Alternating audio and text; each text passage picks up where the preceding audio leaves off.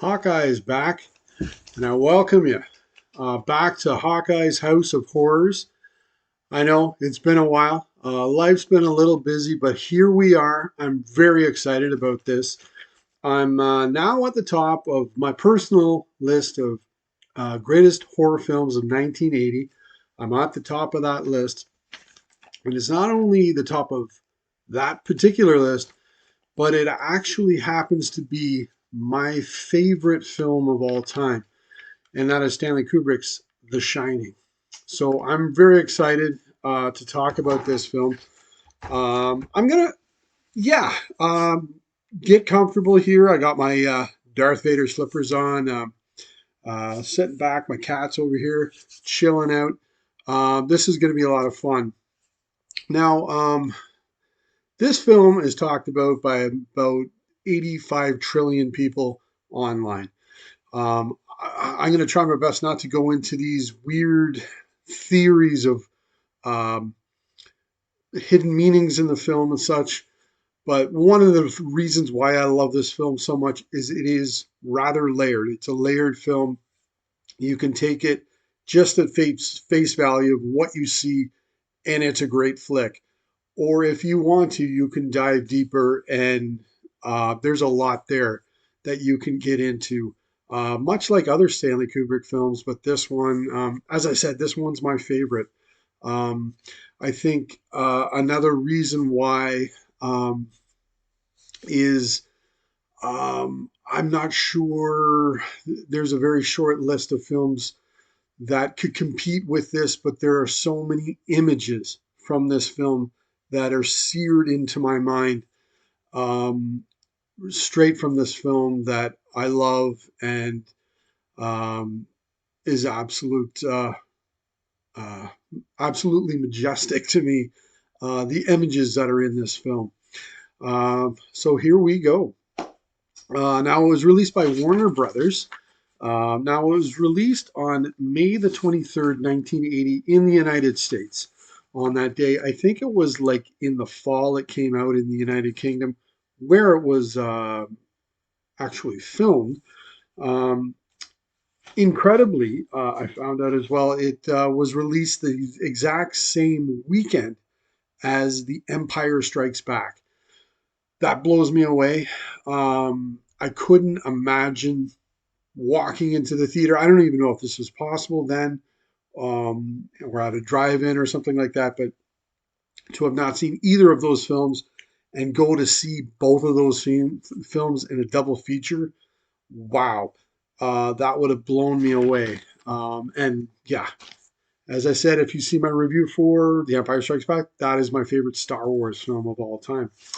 Now, it was made for a budget of 19 million bucks, and that's kind of like, maybe in today's terms or even back then, it's like a medium-sized budget. So in today's dollars, that's 70.7 million bucks. So you got a bit of money behind this film, and it did its job at the box office. It made 47.3 million schmackers. In today's money, that's 176 million dollars. That's in 2024, or January of 2024, if you convert that money to right here, right now. Now, the screenplay for the film was done by Kubrick, as well as novelist Diane Johnson. I don't think she did any other screenplays. This was her lone one that she did, but I believe Kubrick handpicked her and wanted her to help him with the screenplay. Um, Now, as well, I don't. I was looking for it. I've read the book. It's a very good book, by Stephen King. I believe it was his third novel, coming after Carrie and Salem's Lot, was The Shining. Um, to me, just to talk about those three, I think Salem's Lot is a fantastic book. Underrated. Maybe it's not, because I hear a lot of people talking about it online as well, but it is a fabulous vampire story. Very, very much inspired by Dracula. That's a great one.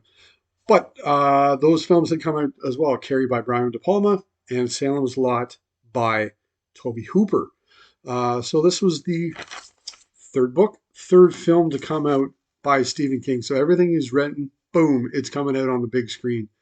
Although Salem's Lot was a TV movie, but still.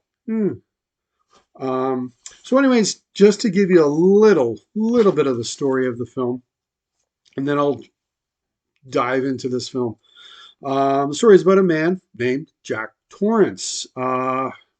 He's been given the job to be the winter caretaker of the Overlook Hotel. During the winter, it's closed during the winter. It's extremely isolated, very difficult to get to.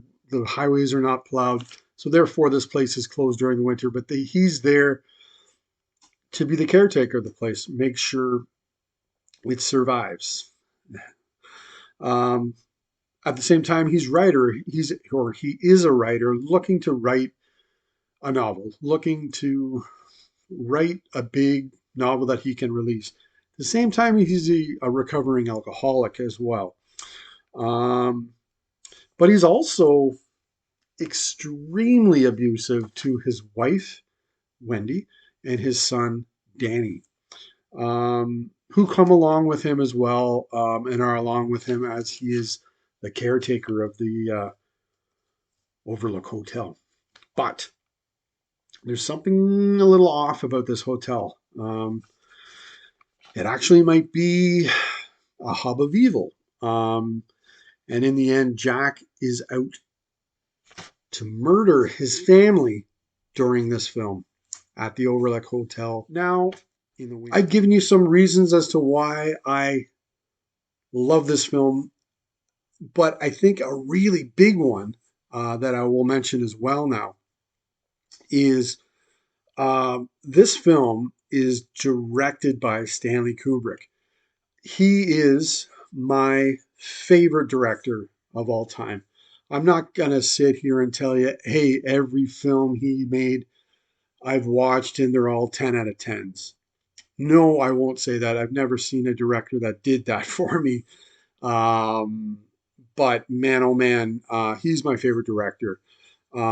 It's also based off a Stephen King novel. And there's no other author I've written that may even come close to the amount I've read of Stephen King.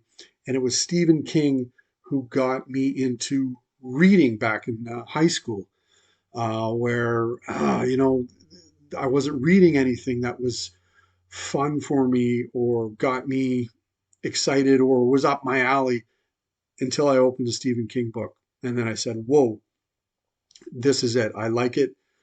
I loved it. And I kind of plowed through a lot of Stephen King books.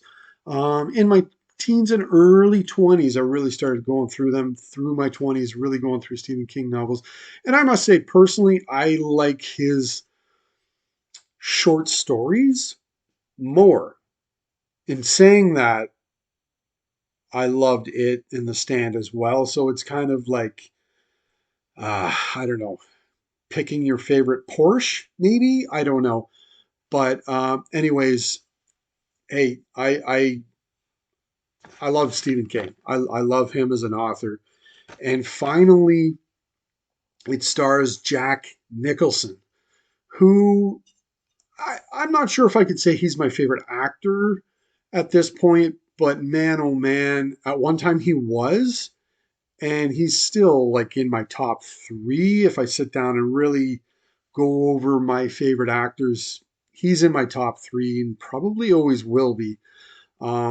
So I wrote down that's like the sun, earth, and moon all being aligned, almost like the beginning of 2001, which is also a Stanley Kubrick film.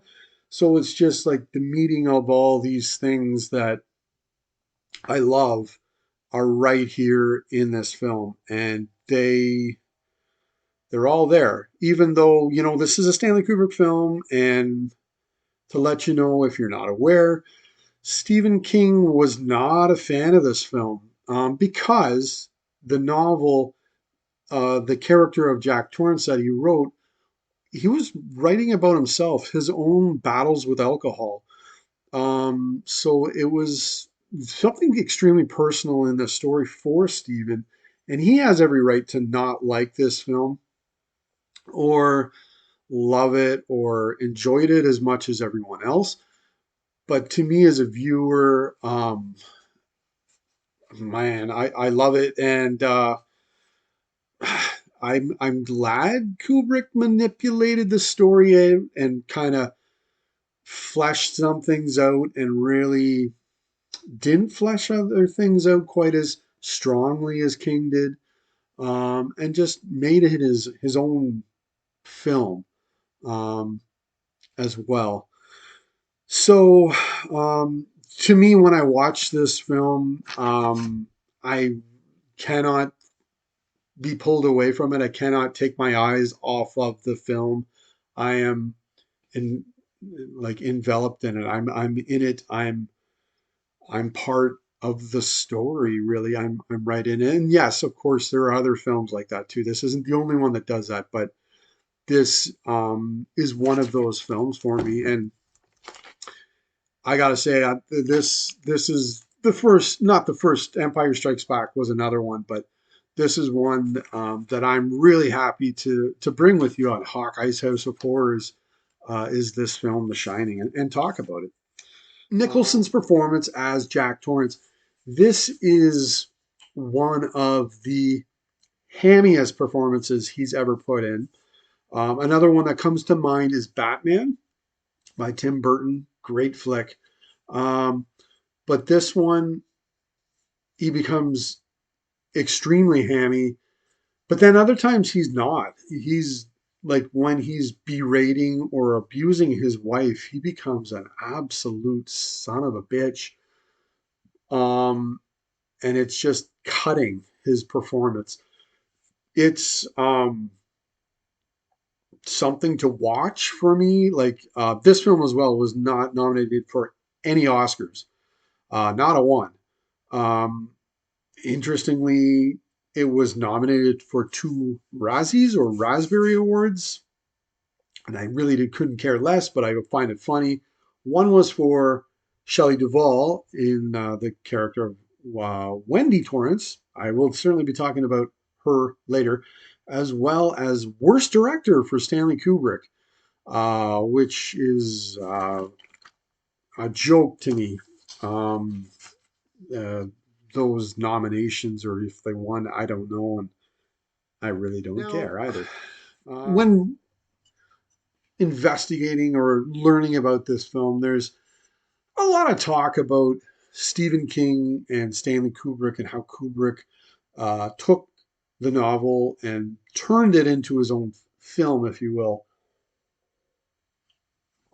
to go along with his own um, opinion on the novel and his statements that it really wasn't a great novel, but he liked the plots, or the plot, sorry, and the ideas going on in the story. And man, like it's my favorite film, so I'm with you on that. Um, but at the same time, there are things in the film that are taken right out of the novel, like to me, such as like the environment of the Overlook Hotel, um, the horror, the isolation, these characters that are there. King created that. He created almost like a perfect horror environment for me, um, much like The Thing as well. Same kind of idea, isolated. Um, it's a wonderful environment for horror that he created. Now, as well, in the film, it's a 2.5 hour film. There actually isn't a whole lot of characters for a movie that's that long. But um, there are 10, but I'm going to really get into about 8 of them. The other two, like when, and they're definitely bigger in the novel than they are in the film.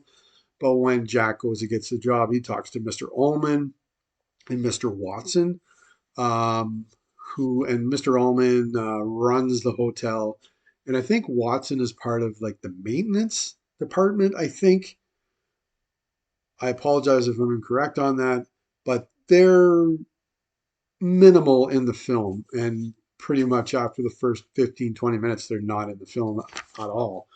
Um, but I am going to talk about the 8 important characters in this film. And they are, to me, all extremely important to the film and add layering and everything like that. So, first off, we have talked about him already, of course, Jack Torrance. Um, Now, as I said, he's extremely abusive towards his wife and his son. Now, personally, I think a complaint, it definitely was a complaint, definitely by movie critics at the time, and maybe from other people as well, is the fact that Jack Torrance just flies off the handle too quickly. There is no um, slow burn or slow descent into madness. He's just like mad in the first scene, and it just goes from bad to horrible. Um, but I personally believe that um, Jack has already run the gauntlet of abuse with his wife and his son already before the film even starts. Um, Certainly mentally with his wife, but both physically and sexually with his son. I believe he has committed these acts already. Um, I also personally believe that in his mind, he's already got the wheels turning of maybe taking everything a step further, maybe committing murder already in his mind. He maybe those wheels are already turning, and it may be because of this where there is a dependence on alcohol, and perhaps when he does take alcohol, things start getting worse as well. Now, in saying all of that, whew, I'll take a step or three backwards here. As I said, I've read the book. I really enjoyed it. But if you haven't seen any of this or whatever, like I would stop this. This is what I would do. I would watch this film first. I would then read the book, and then I would then go to the mini series that came in 1997. Of course, there's a sequel to this film called Doctor Sleep as well. Um, but I just say that because the novel and the film are so very different. And if you read the book and then watch the film, it may be answering questions or putting things in your mind that may not actually answer questions in the film because it's its own animal, it's its own thing. Now, at the same time, maybe read the book first. Maybe that's a better way to do it too, and then watch the film, and you can enjoy it as well without doing that. It's up to you. I would absolutely. It's definitely. I would definitely suggest reading the book, but I'd almost throw the book away and don't let it answer any questions for you when watching the film. Anyways, so then we have Jack's wife, Wendy, played here by Shelley Duvall. Um, when this came out, and maybe even to this day, she was steamrolled, I'd say, for her performance in this film. Um, and really, how much like Jack, her character is totally different in the book. She's got she's strong-willed. She has a spine. She's a tougher lady in the book. Um, where in this, um, I would say she's got this unconditional love, perhaps, for Jack and certainly her son as well. Um, but she just takes it, and you could say she is spineless and doesn't. It's not a good representation, perhaps, of. Um, Definitely what a woman should do if she's in this situation and being abused, but maybe it is a good representation of someone who's been through abuse and takes it as well. And during the film, she's actually the one that is performing the tasks at the hotel. It isn't Jack. There's one scene we see her in the boiler room. She's the one performing the tasks. We just see Jack sleeping and writing and oh yeah, going crazy. That's what Jack does. She's actually the one doing the work, which is interesting and never mentioned by anyone in the film. Because it took me a while to come around to her performance, and I gotta say, I love her performance. I think what it comes down to is what you see on the screen. I think she actually was feeling. There may not have been a whole lot of acting going on. Um, when she looks terrified, I believe she is terrified. So yeah, remember, this is Stanley Kubrick. He was infamous for taking multiple takes, and was also not a quick shooter of films. This one, I believe, took 14 months to shoot once the photography started and ended. That long. That seems like a tremendously long shoot to me. Um, so next, we also have Danny, their son. Personally, I don't think the actor's name was Danny Lloyd, playing Danny.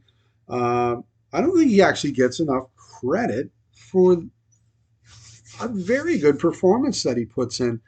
And a good base to that performance to me is he is, to me, not not annoying. And there are a lot of child performances where it doesn't have to be the whole performance, but there are times where, ooh, that was a little annoying or a little whiny or a little off-putting. He doesn't deliver any of that for me at all. Now his character is strange. I think he's actually rather introverted as well. But and this is comes down to um, the film itself. He has a gift. He has this gift that's called the shining, or he can shine, um, which I also believe his father Jack has as well. Now, supposedly during the filming of The Shining, Danny actually thought they were making a drama. He had no idea they were making a horror film. And I would thank Kubrick and his team for doing that. In maybe not sharing with him things that kids his age shouldn't be aware of or know, because this is definitely an adult film. This ain't for little kids. Even though I saw it when I was 11 and I loved it, but he's like 5 or something here. He's pretty young. So now next we have Dick Halloran. Very, very, very important character. He's the cook at the Overlook, and he's part of the tour that the Torrances take, and he pretty well shows Wendy the kitchen and the storeroom and the freezer and everything like that. So he takes Wendy and Danny on his own tour while Allman and Watson they take Jack off. I think to show him, trying to remember. I've seen this movie so many times, but I think to the boiler room to show him the tasks that he needs to perform that he never does. Um, but Dick Halloran also has this same gift, and we're welcomed that or shown that when he is talking to Wendy, and he turns and he says to Danny without opening his mouth, just mind to mind, asking him if he wanted some ice cream, Doc, knowing that that's his nickname as well, without being told. Um, And I love this character for that reason. It's through him that we, the audience, learn things about The Shining. Because Danny isn't a good way, perhaps, or a good character to learn about The Shining because he's so young. He's not able to perhaps put into words what's going on because both his mom and his dad have no idea that he has this gift. He's kept that a secret. So Dick Halloran knows it, and they've known each other for like they just met 2 minutes ago, and he's aware of all this about Danny. Yeah, and as well, Halloran, he seems like a loving uncle to me, which is interesting because, and maybe I created that because Danny's own father is a monster and a total villain. So now, as well, Danny has an imaginary friend that his parents are aware of, but that's about it. But his name is Tony. So is he imaginary or is he a real character? It is through Tony who shows Danny these visions, or he's told things. Now, later, King said, and I'm fine with this, I'm cool with this, I can put this in this film, that's fine, I can go with it. He said Tony is actually Danny when he's an adult. So it's actually himself um, telling him or showing him these things. But the one problem I have with that is because we know in watching this film, Danny is able to do this. So if it's the older Danny sending him the messages, could he not also send Halloran messages about what's going to happen to himself or anything like to prevent even Jack getting the job or I don't know, something, but that never happens. So that's a problem I have with that explanation in this film, but that's what it is according to King in his books. Then there is Lloyd the bartender. So when Jack sits in the bar, which they've removed all the alcohol, there's no alcohol on the premises for insurance purposes. Um, he states he'll sell his soul for a glass of beer. And then whoosh, there's Lloyd. Lloyd shows up. So is it possible then that Lloyd may in fact be the devil himself? I think so, or at least a very powerful demon, or it all makes sense to me in doing this. Now, I'm not sure what King thought of this or what have you, but um, I think what really makes that churn as well is Jack is about ready to commit one of the most horrible sins in murdering his own family.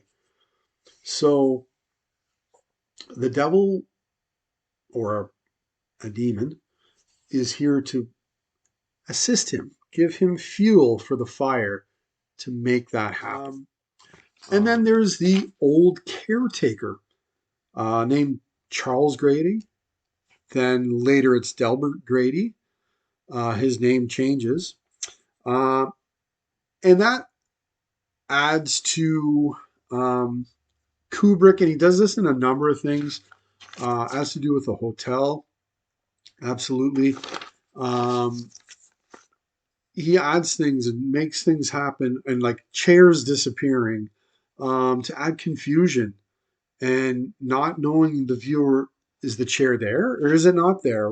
Um, like, for example, when Dick Halloran is with Wendy showing her the freezer, the door would actually be on, I believe, the exact opposite side of where the storeroom was. So it's the same room, but no, it's not.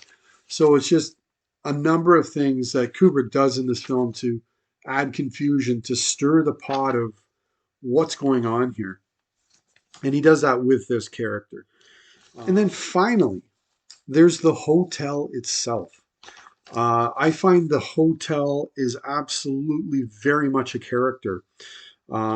It proves to me late in the film that it knows exactly what's going on in everyone's mind. It knows um, how to scare you, what to tell you, um, because Jack, um, Danny has Tony, but Jack is shown these ghosts, and more than likely these images, and told these things that are not shared to us, the audience.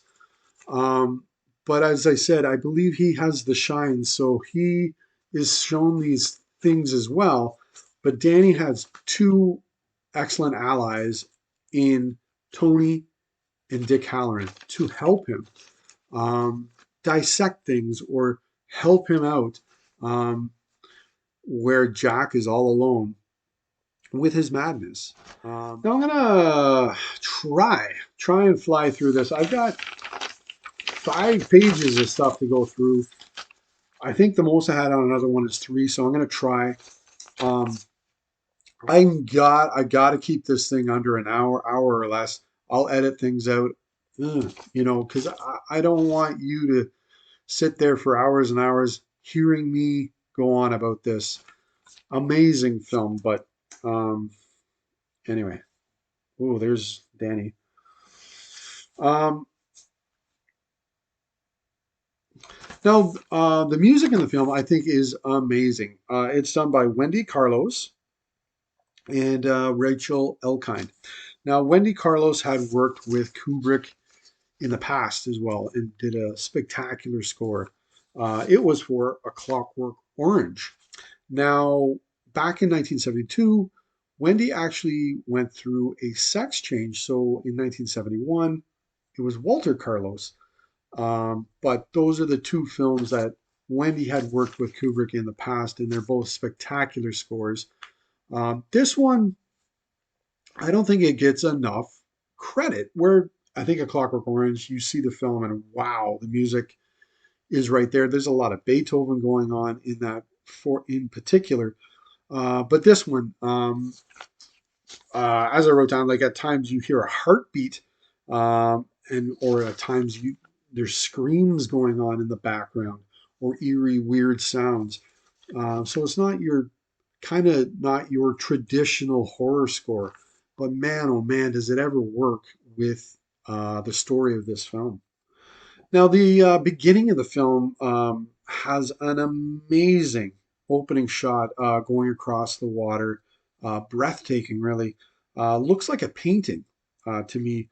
Wonderfully captured, an excellent opening shot to go along with uh, the very creepy music being played, which is then we see a car driving down this crazy, turny, secluded highway with this extremely foreboding music. And then we're shown these cool blue credits that run up the screen rather than down. And I notice it's a yellow beetle. In King's book, it was a red beetle. Here, it's yellow. And then later on in the film, we do see a red beetle, but it has been crushed by a transport truck in a snowstorm that Dick Halloran passes. So I think this was Kubrick saying, "This is my film, King. Get out of the way. I'm going to do things my way." I don't know. One thing that's cool when Jack is introduced at the beginning of the film and he walks into the hotel, he actually walks across where the photo at the end of the film, where it's going to be, as well as the gold room where he meets Lloyd the bartender. That's his entrance into the story, into the film. You see that happen. And here comes some more confusion to me. He then asks the secretary where Mr. Ullman's office is. She says, first door on the left. Jack walks right and then right again. That is the exact opposite direction. I love, like, there's a lot of scenes that I love in this film, but I love the scene where Jack meets Mr. Ullman and Mr. Watson, who was played by Barry Dennen, who was in Jesus Christ Superstar, one of my wife's favorite films. And Mr. Ullman is played by Barry Nelson. So we have the two Barrys. Um, and Ullman looks a lot like JFK, and that is on purpose. Has to be. Right beside the American flag and everything. When Wendy is introduced, I find it kind of cool. She's reading The Catcher in the Rye, and the whole room is just littered with books upon books on shelves everywhere and like beside couches. And it's like, that's a weird way to set that up. I guess it's into her character. She she loves to read, perhaps. That's a way of showing that. I love it when Danny is shown the overlook by Tony. I think at that point you have the river of blood coming out of the elevators. Dopey is then no longer on his door when we come through the door again. Um, that's to show that Danny is no longer dopey. He understands some things now. And yeah, the scene with the elevator, like the blood rushing out of the elevators, that is absolutely spectacular. One of the images that just in the mind for me. Um, and when we're first introduced to the whole family unit, the family together, Jack is extremely irritable, indicating to me that Jack doesn't actually like the home life situation he has going on. He would perhaps rather be doing something else with his life than what he has going on at this time. Um, they then talk about the Donner Party, who resorted to cannibalism to stay alive. Um, and then Nicholson has this whacked out look, but it's also a teaching moment for his son. And we're going to talk about cannibalism now. Um, but it's okay because Danny learned all about that on TV. And I love the scene between Halloran and Danny and where they talk about The Shining, where Halloran is telling him about him and his grandmother, how they had the shine and how they were able to communicate without ever opening their mouths. Um, I love that. I love that scene.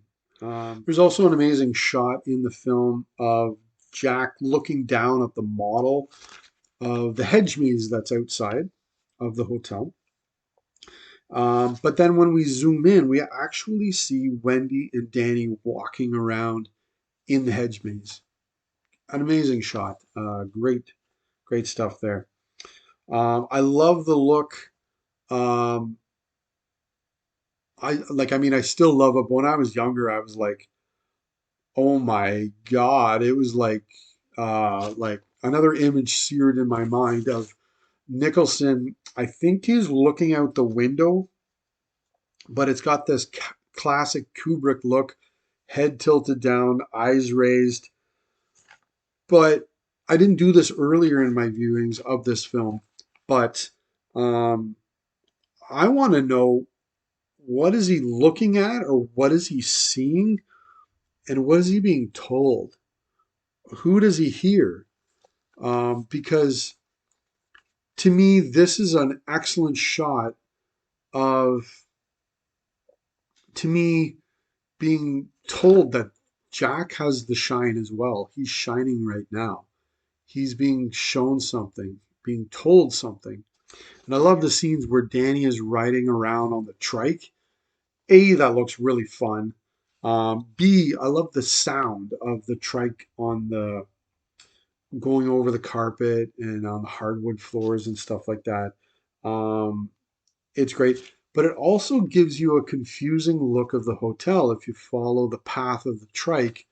Um, you can pinpoint where things are in the hotel, but to his right, there's a great open space, and down below is actually where his father would be writing on his typewriter. It's right out there. So behind him then would be the entrance to the hotel. Um, but then when you keep following, things don't add up. Like he's in the kitchen, now he's on the third floor by turning a corner or following that same path. So there's absolute confusion added. Now, Garrett Brown worked on this film as well, and he created the Steadicam. And I think Kubrick does a fabulous job in this film. in using this new creation, or it hadn't been out all that long, maybe I believe a few years up to this point. I know Garrett Brown had also worked on Rocky, and it really worked well, I believe, in the fight scenes and stuff. Um, but he did a lot of different things using the Steadicam. So I believe the dolly and crane, you don't need to use that. It's like attached to his body, and he would follow characters. And I think the scene on the trike is a spectacular shot, and that is one I think where they're using the Steadicam. Now, as well in this film, they have the twins, or what are known as the twins, but they're not. They're actually sisters. As Almond said, one was 8, one is 10. These girls, and they were the daughter, the daughters of Grady, who were murdered. They are amazing. They utter those lines, or that line, "Come and play with us, Johnny."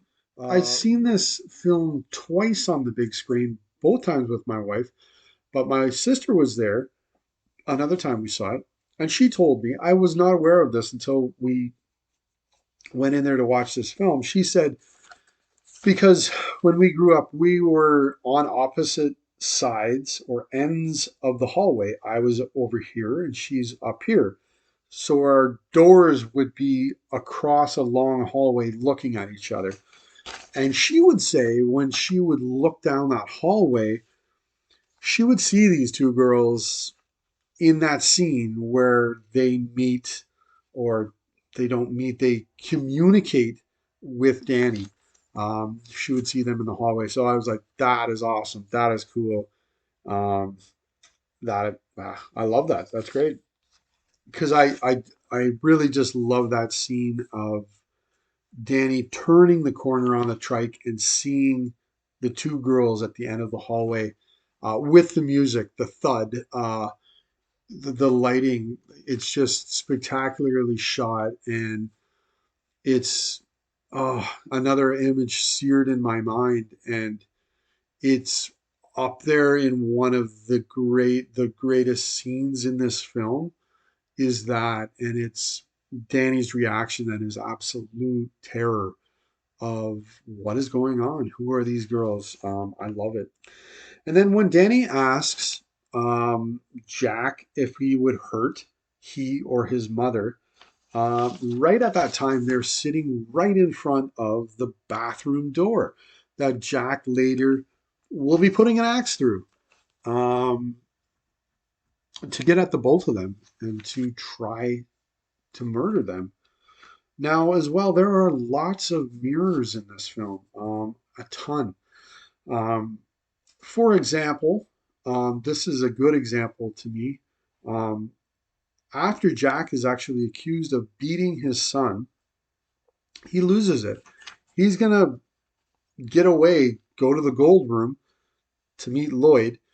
But when he's going down the hallway, um, every time he passes a mirror, he lashes out this extreme violent aggression every time he passes a mirror.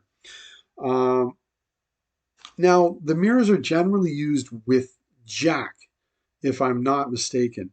Um, and certainly a lot in scenes involving ghosts where they're in front of a mirror, perhaps suggesting that it's all in Jack, or you could say it's all in Jack's mind.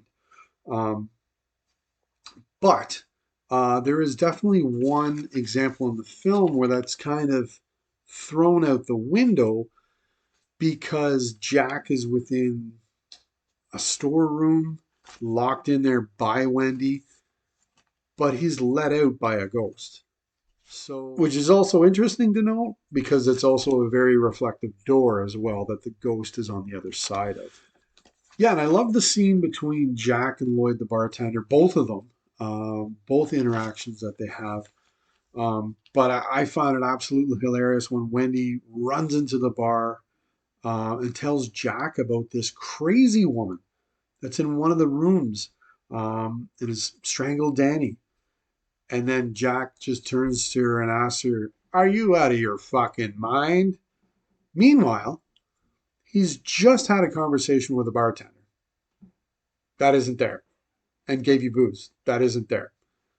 I think that's rather hilarious. Now, this leads us to room 237, a very huge part of the film. Um, and I'll just say this about it, because I definitely don't want to go, like as I was saying, I don't want to go into a lot of the theories of the film or whatever. Um, but I will say this about that scene is it's very important to me what happens or what Jack's reaction to that is, because he meets a woman in a bathtub, um, young, attractive woman with no clothes on in a bathtub, who then becomes a rotting old lady. His reaction to that is to more or less stamp it out or say that didn't happen, or my mind's playing tricks with me again. That didn't happen. So he's more willing to say that his son actually did it to himself than say, yeah, there is a woman there. Um, we got to do something about that. So Danny then sends a message to Halloran, and we see him in his bed shining. He's getting an image. Um, we don't know what it is. We don't see what it is. Um, I believe he may see the death of Danny. Now, we don't know really how Danny would have died. But interesting to know as well, when Howard does get to the hotel and everything like that, he has no weapon with him. He just walks into the hotel. Um, anyways, and I love the scene as well, where Wendy is reading what Jack has been writing, this great novel he's been writing that she's actually been wanting to read. Um, and it's pages upon pages upon pages upon pages of nothing. All work and no play makes Jack a dull boy. Supposedly, in each language, there was a different line written, which is crazy to me. Why don't you just translate that one line? But there were different lines written in every language. But to me, that scene is brimming with tension and terror. And you know something horrible is just going to happen and jump out of the screen at you in this scene here. And it's blended wonderful with the chaotic music, the screaming in the music. It blends so well together there. And then Jack shows up, and Wendy needs to fend him off with a bat, leading him then to uh, be put into the storeroom at that point. Now, supposedly, this scene of her fending Jack off with a bat was shot 127 times. Unbelievable that you would need to do that many takes, but that's what Kubrick did for that scene to get what he wanted um, to accomplish. And I love throughout the film, like once the snow starts coming, the storm comes, you can hear the wind outside the hotel whistling against the hotel. It's almost like the hotel is breathing, and I love that. When there's a break in dialogue, you can just hear the wind whistling outside. I love that. It just adds to the isolation, really. Um, and it's wonderfully effective to me. Now, my favorite scene in the film uh, is maybe the most talked about, maybe, I don't know, um, where Jack puts the axe through not one, but two doors to get to his wife and his son. and then utters, "Here's Johnny," that famous line, which is interesting to know because that was uttered by Ed McMahon from the Johnny Carson show, that Jack Nicholson ad-libbed for the scene. And to me, absolutely, "Here's Johnny." They think of The Shining. Much like, for me, maybe not some people, but for me, "Singing in the Rain" absolutely is from A Clockwork Orange, and the horrible scene that it involves, rather than the classic film of the same name that it was taken from. But I love the scene because, like, the camera follows the axe head hammering into the door, and Shelley Duvall is screaming her head off, and just, I feel like she actually feels what you see. She is absolutely terrified out of her mind. But an interesting thing as well is when Jack or everyone hears Dick Halloran pulling up with the snowcat, we see the door going into the bathroom, and both panels have been knocked out. Well, Jack only knocked one out, not both of them.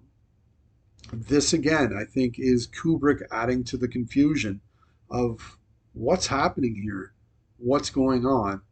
Um, is that panel actually there? Just adding to the confusion of the hotel. Now, I don't think Wendy has The Shining. Yes, at the end of the film, she starts seeing some stuff, starts seeing some terrifying things.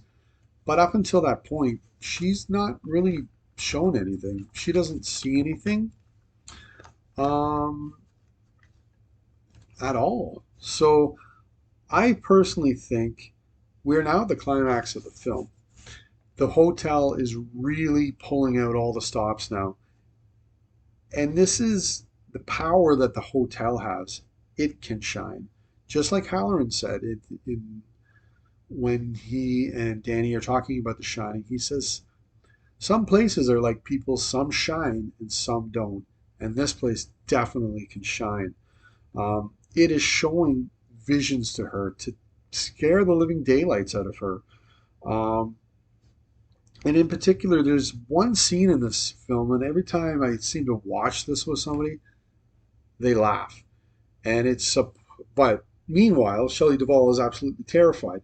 And that's when she goes into the gold room, I believe, and she sees all these dead people, and there's skeletons, and there's cobwebs and dust everywhere. It doesn't match up at all with the other images in the film. And I think this is an image she has in her mind of what terrifies her. Um, and she's a bit of a horror buff. She loves horror. So maybe this is what scares her. And it's the real images that um, the ones that are psychic or that have the shine. They're able to see what actually happened or what actually is going on. Now, the filming began in May of 1978 and finished in July of 1979. So that's 14 months that this film took to shoot. Now, as well, I would definitely suggest, after you've seen the film, I would even say watch it a few times. I'm not, like, once again, I'm not going to share every theory with you or go into, like, there's even a theory involving Kubrick faking the moon landing. But I would, if you are a fan of this film after you've seen it, I would suggest watching the documentary called Room 237. I've seen it a few times. It's very interesting. And some of the things I've shared with you, I picked up from that documentary. Um, that that was very cool. And they talked to a number of people about their theories or what they think is going on in the film. And absolutely, this is a layered film, and it's not just right on the surface. There's definitely things going on as well in this film. And I'm So happy I can spring that with you. The Shining. I love it. Now I'm going to watch Doctor Sleep and bring a review of that for you. To be honest, I've read the book Doctor Sleep. I thought it was good. Personally, I like The Shining more, but Doctor Sleep was still a good read. It just carried on with Danny, um, but I'm a little terrified because I love The Shining so much, and I'm not saying, hey, if it's not as good, it's not worth watching. I have a feeling it's going to be a good movie. I'm gonna see what I think. I own it. I'm gonna watch it, see what I think. But I'm just a little scared of it giving me too many answers or answers I didn't want. Much like to me the new Blade Runner movie did for me. Um, but anyways, I'm gonna watch that, review that for you as well, and I'm gonna go and look for the series from 1997. Last time I saw it, I didn't like it. First time I saw it, I thought it was good, and then I thought it was okay, and then I didn't like it. So I don't know. I'm gonna watch it. It's like 4.5 hours long. It's crazy long. Mick Garris directed it. Um, but I'll watch that and review that in sections for you because I think there's 3 parts to it. And then at some point, I'm gonna do a review for the Friday the 13th remake. Put that on there for you as well. But anyways, have yourself an excellent day, and remember, stay scared out there.